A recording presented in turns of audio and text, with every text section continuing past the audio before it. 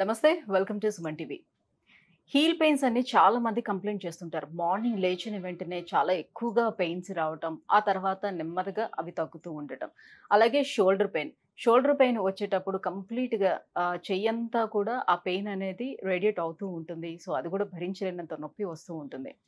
ఇకపోతే upper back pain. ఇది ఇంకా అత్యధికంగా మనం మహిళల్లో చూడొచ్చు. సో, ఈ సమస్యలన్నీ రావటానికి అసలు మెయిన్ రీజన్స్ ఏంటి? ఎలాంటి ఆధునిక చికిత్సా పద్ధతులు అందుబాటులో ఉన్నాయి? సో, అడ్వాన్స్డ్ ట్రీట్మెంట్స్ గురించి తెలియజేసేందుకు మనతో పాటు ఉన్నారు డాక్టర్ బాలరాజు నాయుడు గారు.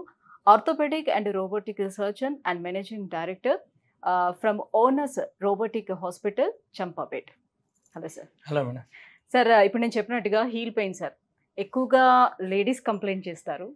అండ్ మోరోవర్ ఏంటంటే మార్నింగ్ లేచిన వెంటనే అసలు కాళ్ళు కిందనగా అసలు మోపలేకపోతున్నాం. సో, కొంతసేపు ఒక 1 అవర్, 2 అవర్స్ అసలు నడిచి పని చేసుకున్న తర్వాత నార్మల్ అవుతుంది అని చెప్తుంటారు. ఎందువల్ల first of all heel pain అనేది వస్తూ ఉంటుంది? సో హీల్ పెయిన్ రావడానికి మెయిన్ కారణం weight. So almost all orthopaedic patients మా దగ్గరికి 50 కంటే ముందు వచ్చిర్రంటే దానికైనా కారణం ఒకటి వెయిట్. సో వెయిట్ ఇంతకుముందు మీకు చెప్పినట్టుగా వెయిట్ హైట్ ఇన్ సెంటీమీటర్స్ అంటే 180 సెంటీమీటర్స్ అయితే -100 అంటే 80 కేజెస్ ఉండాలి. దానికంటే ఎక్కువ పెరిగినట్టయితే హీల్లో మనకు బర్సా అని ఉంటుంది. ఒక 3 బర్సా మెయిన్ బర్సాస్ ఉంటాయి. యాంకిల్ బర్సా అంటారు, రిట్రోకాల్కినల్ బర్సా అంటారు, హీల్ బర్సా అంటారు. సో ఇవన్నీ కూడా ఉబ్బడం స్టార్ట్ అవుతుంది. ఉబ్బడం స్టార్ట్ అయ్యి ముళ్ళులాగా ఫామ్ అవుతుంటాయి. హీల్ స్పర్ అంటారు, గుర్రపు మూతి అంటారు తెలుగులో. సో అవి రావడం వల్ల పేషెంట్ వెయిట్ పెరగడం, రెండోది బాడీలో విటమిన్ D3 కానీ B12 కానీ కాల్షియం తగ్గడం వల్ల, మూడోది చాలామంది అమ్మాయిలు ఎస్పెషల్లీ పెన్సిల్ హీల్స్ వాడుతుంటారు. పెన్సిల్ హీల్స్ పెట్టిందంటే వాళ్ళకి 100% back pain, knee pain and heel pain 3 వస్తాయి. ఇవి complementary to each other. So ఎప్పుడైనా టెంపరీగా ఒక 1-2 అవర్స్ వేసుకుంటే పర్లేదు కానీ బట్ వాళ్ళు వెయిట్ ఎక్కువ ఉండి పెన్సిల్ ఉన్న హీల్ వాడినట్టయితే వాళ్ళకి కంపల్సరీగా హీల్ పెయిన్ వస్తుంది, బ్యాక్ పెయిన్ వస్తుంది, నీ పెయిన్ వస్తుంది. బికాజ్ బాడీ మెకానిక్స్ అన్నీ చేంజ్ అయిపోతుంది. దాంతో బాడీ ఏం చేస్తుందంటే హీల్ పెయిన్ జనరేట్ చేయడానికి చిన్న స్పర్ లాగా ఫామ్ చేస్తుంది. ఇదంతా ప్రొటెక్టివ్ మెకానిజం. చాలామంది తెలియదు ఏంటంటే హీల్ పెయిన్ వస్తుందంటే మీనింగ్ ఏంటంటే బాడీ హింట్ ఇస్తుంది, నువ్వు చేంజ్ కావాలి, నీలో మార్పు రావాలి, నువ్వు పొద్దుగాల లేచి నడవడానికి కూడా ఇబ్బంది అవుతుంది, అంటే మంచం దిగి కింద 2 అడుగులు వేద్దామంటే పెయిన్ వస్తుంది. అంటే ఒకటి బాడీలో విటమిన్ D3 అయినా తక్కువ ఉండాలి, నీ వెయిట్ అయినా ఎక్కువ ఉండాలి, ఆర్ నువ్వు వాడే ఫుట్వేర్లో తేడాలన్నా ఉండాలి. మరి ఎలాంటి ఫుట్వేర్ వాడాలి? దీనికి మేము రికమెండ్ చేసే ఫుట్వేర్ అంటే యూజువల్గా మేము రికమెండ్ చేసేది MCR చెప్పల్స్ అంటాం, micro cellular rubber. 24 mm heel ఉండాలి. 24 mm కంటే ఎక్కువ ఉండకూడదు, తక్కువ ఉండకూడదు. అప్పుడు హీల్ కరెక్ట్ ఎగ్జాక్ట్గా మనకు పొజిషన్ పడుతుంది, దాంతో పెయిన్ తగ్గుతుంది. రన్నర్స్ కూడా చాలామంది హీల్ పెయిన్ చెప్తుంటారు. వాళ్ళు ఏం చేస్తారంటే ఐదర్ హీల్ మీద రన్ చేస్తారు, ఆ టోస్ మీద రన్ చేస్తారు. టోస్ మీద ఎప్పుడు రన్ చేయకూడదు. It should be on mid foot running అంటాం. దాంతో మీరు కంటిన్యూస్గా రన్ చేయొచ్చు. అంటే ఫ్లాట్ పామ్స్ ఉండే వాళ్ళకి కూడా ఎక్కువగా ఈ కంప్లైంట్. ఫ్లాట్ ఫుట్ ఉన్న వాళ్ళు కూడా వాళ్ళు ఆర్చ్ ఫుట్వేర్ అంటారు. అంటే సపరేట్ డిజైన్ చేస్తాం ఆర్చ్డ్ ఫుట్వేర్. అంటే ఎగ్జాక్ట్గా మళ్ళీ ఆర్చ్ వచ్చేటట్టు డిజైన్ చేస్తారు. మీరు ప్రాస్థెటిక్స్ అండ్ వాళ్ళ కంపెనీస్ దగ్గరికి వెళ్తే వాళ్ళు డిజైన్ చేస్తారు. ఎగ్జాక్ట్ వాళ్ళ వెయిట్ మెజర్ చేసి, వాళ్ళ హైట్ మెజర్ చేసి అండ్ వాళ్ళ యొక్క ఫుట్ ప్రింట్ తీసుకొని ఎక్కడ లోడ్ ఎక్కువ పడుతుందో దాంట్లో ఆర్చ్ డిజైన్ చేసి ఇస్తారు. దానివల్ల ఏమవుతుందంటే మనకు వెయిట్ డిస్ట్రిబ్యూట్ అయ్యి పెయిన్ తగ్గుతుంది. దానివల్ల మెయిన్ కారణం వాళ్ళకి మీకు ఇంతకుముందు చెప్పినట్టుగా improper footwear, improper running. And running చేసేటప్పుడు కూడా అందరూ ఒకటే స్పీడ్లో రన్ చేస్తుంటారు. ఫర్ ఎగ్జాంపుల్ మీరు ట్రెడ్మిల్ రన్ చేస్తే 6 స్పీడ్లో రన్ చేస్తుంటారు. అట్లా రన్ చేయొద్దు. 80% in the slow speed, 20% in the high speed. అంటే 4 or 6 స్పీడ్ పెట్టుకున్నాం అనుకో, 80% 4లోనే రన్ చేయాలి. 20% time you should run in the high speed. అప్పుడు మీరు కంటిన్యూస్ సస్టైన్ చేయొచ్చు, ఫుడ్ సమస్యలు రావు, ఇంజురీస్ తక్కువ అవుతుంటాయి. సో మీరు అన్నట్టు హీల్ పెయిన్ రావడానికి మెయిన్ కారణం బాడీలో వెయిట్ పెరగడం అండ్ ఎక్సర్సైజ్ చేయకపోవడం, బాడీలో విటమిన్ D3, B12, కాల్షియం తగ్గడం, or heels footwear improper footwear వాడడం వల్ల వస్తుంది. ఇవన్నిటికీ సొల్యూషన్ వెయిట్ తగ్గడం, రెగ్యులర్గా ఎక్సర్సైజ్ చేయడం, గోరువెచ్చని నీళ్ళల్లో కొంచెం రాక్ సాల్ట్ వేసేసి ఒక 10 నిమిషాలు పెట్టినట్టయితే ఆ బర్సా అనేది కొంచెం రిలాక్స్ అయ్యి రెగ్యులర్గా ఎక్సర్సైజ్ చేస్తే మెడమలో ఉన్న muscles, ankle muscles, calf muscles strengthen అయిపోయి పెయిన్ తగ్గుతుంది. ఓకే. సో ఇప్పుడు అప్పర్ బ్యాక్ పెయిన్ విషయానికి వస్తే, సో అది కూర్చునే పొజిషన్ వల్ల ప్రాబ్లం ఏమైనా ఉంటుందా? సో దేని మూలంగా వచ్చే అవకాశం? సో అప్పర్ బ్యాక్ పెయిన్ కనుక కారణం neck pain, upper back pain common symptoms మా దగ్గరకు వస్తుంటారు. పేషెంట్స్ వచ్చేసి ఈ నెక్ పెయిన్ అండి, స్కాపులర్ రీజన్లో పెయిన్ వస్తుంటుంది, ప్లస్ షోల్డర్ బ్లేడ్స్ పెయిన్ వస్తున్నాయని చెప్తారు. దీనికి మెయిన్ కారణం ఒకటి ఇంప్రాపర్ పొజిషన్. అంటే కంప్యూటర్ డెస్క్టాప్ సిస్టమ్ వాడేవాళ్ళు కంపల్సరీగా వాళ్ళ position system should be at I level. ఇలా పని చేయకూడదు. ఇలా పని చేస్తే మీరు 3 degrees బెండ్ అయితే 3 kgs, 5 degrees బెండ్ అయితే 5 kgs లోడ్ పడుతున్నట్టు. అండ్ కంపల్సరీగా వాళ్ళు విటమిన్ D3 టెస్ట్ చేయించుకోవాలి. విటమిన్ D3 తక్కువైందంటే వచ్చే సిమ్టమ్ ట్రెపిజైటిస్ అంటారు. అంటే ట్రెపిజైటిస్ అంటే ట్రిగ్గర్స్.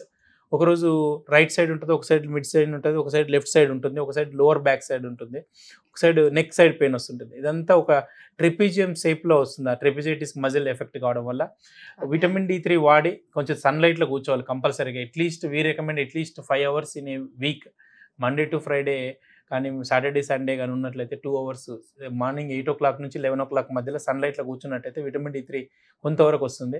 బట్ 100 మంది పేషెంట్స్ ఇండియాలో వస్తే 100 మందిని చెక్ చేసినా విటమిన్ D3 డెఫిషియన్సీ ఉంటుంది. సో వాళ్ళు కంపల్సరీగా మేము every year 1 month vitamin D3 supplements వాడాలి. And leafy products, leafy vegetables అంటే పాలకూర, బచ్చల కూర, మెంతుల కూర కంపల్సరీ తీసుకోవాలి.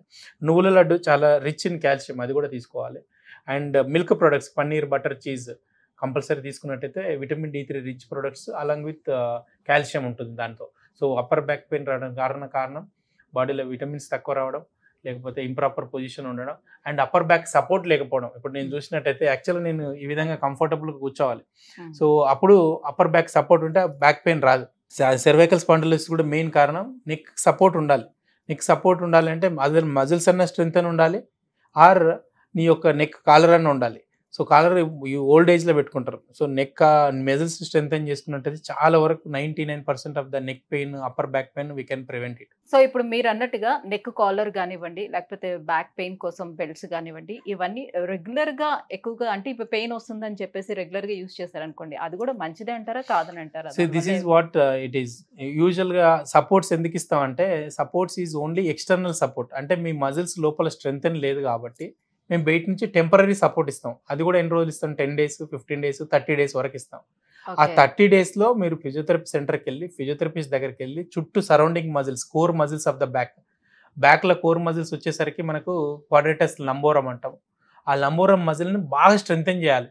అది ఎట్లా చేయాలి? మీరు కోర్ వర్కౌట్స్ జస్ట్ ఒక 4 exercise ప్రోన్ పొజిషన్లో కానీ సుపైన్ పొజిషన్లో పడుకొని కాళ్ళు లేపడం, దించడం, ఆటోమేటిక్గా 90 degrees దగ్గర మీరు కాళ్ళు లేపి పెడుతున్నారంటే యువర్ పర్ఫెక్ట్లీ ఫిట్.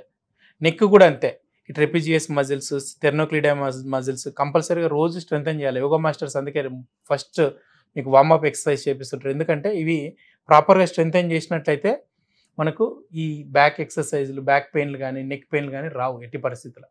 సో వీటన్నిటికీ సర్జరీకి వెళ్ళాల్సిన నెసిటీ ఎప్పుడు ఏర్పడుతుంది సార్? ఎలాంటి అడ్వాన్స్ ట్రీట్మెంట్స్ ఉన్నాయి? సర్జరీ ఎప్పుడు రికమెండ్ చేస్తామంటే మేము యూజువల్గా any patient these are patient demanding surgeries. అంటే పేషెంట్ యొక్క డైలీ లివింగ్ యాక్టివిటీస్ ఎఫెక్ట్ చేయడం, అంటే సరిగ్గా నిద్ర పట్టకపోవడము, ఆర్ మార్కెట్కి వెళ్ళి కూరగాయలు తెచ్చుకోవాలన్నా కష్టం అవుతుంది, చేతి గ్రిప్ రాకపోవడము, కంటిన్యూస్గా కరెంట్ షాక్ లాగా తిమ్మిర్లు వస్తుంటాయి, ప్లస్ వేళ్ళు కూడా ఇట్లా వంగిపోతూ ఉంటాయి, క్లాయింగ్ ఆఫ్ ద ఫింగర్స్ అంటాము. అండ్ పేషెంట్ యొక్క డైలీ లివింగ్ యాక్టివిటీస్ అంటే రోజు చేసుకునే పనుల్లో ఇబ్బంది ఉందంటే సర్జరీ. అది కూడా MRIలో ఫైండింగ్ మ్యాచ్ కావాలి, క్లినికల్గా మ్యాచ్ కావాలి. And patient demanding. చాలామంది అంటారు డాక్టర్ దగ్గరికి అయితే సర్జరీ చేస్తారంటారు. డాక్టర్ దగ్గరికి సర్జరీ చేయరు. మీ యొక్క డైలీ లివింగ్ యాక్టివిటీస్ ఎంపైర్ అవుతున్నట్టు మేము we give different options. Option 1 without surgery, option 2 root blocks, అంటే చిన్న చిన్న ఇంజెక్షన్స్ కూడా చేయొచ్చు.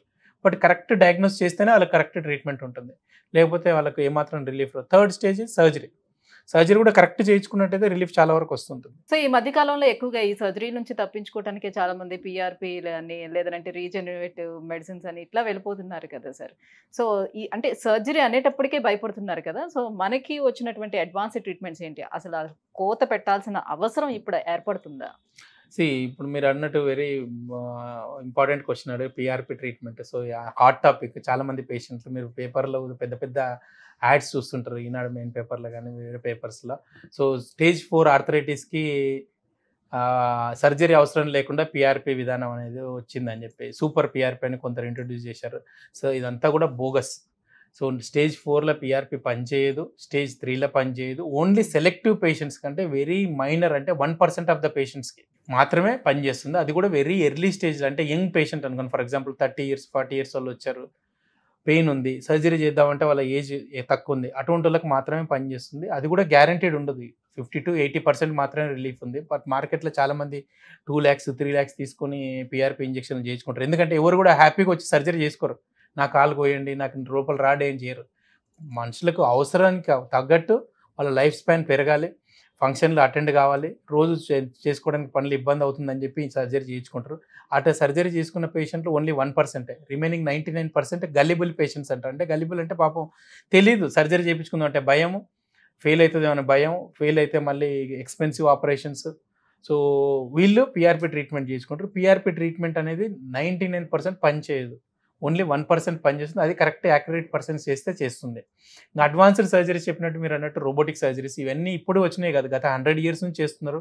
గత 10 yearsలో రోబోటిక్ సర్జరీస్ వచ్చినాయి. ఇంకా రేపు ఫ్యూచర్లో AI, artificial intelligence, machine learning ఇవన్నీ అడ్వాన్స్డ్ డయాగ్నోస్టిక్స్ రావడం వల్ల ముందే నీకు ఎప్పుడు పెయిన్ వస్తుందో మీకు ముందే చెప్పేస్తాం.